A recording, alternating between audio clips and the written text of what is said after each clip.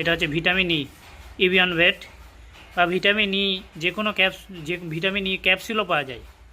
Vitamin E ক্যাপসুলও আপনারা নিতে পারেন। এটা পায়রা ডিম বাচ্চার জন্য খুবই ভালো। পায়রা অনেকেরই সমস্যা হয়, পায়রা ডিম জমে না, পায়রা একটা ডিম পাড়ে,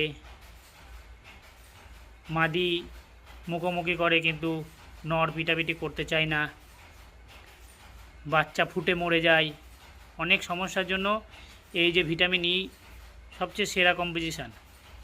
ভিটামিন ইটা আপনারা অবশ্যই ব্যবহার করবেন। মাসে আপনারা এটাকে 3 দিন দেওয়ার চেষ্টা করবেন, মাসে 3 দিন, প্রতি মাসেই দেবেন। এতে করে কী হবে, আপনার পায়রা অনেকটা লংজিভিটি হয়ে যাবে। অনেকেরই পায়রা ফট করে মরে যায়, এসে অনেক ধরনের রোগে চেপে ধরে। ওই জন্য ভিটামিন ইটা করানো অবশ্যই দরকার। এটা কিভাবে করবেন এই দেখেন।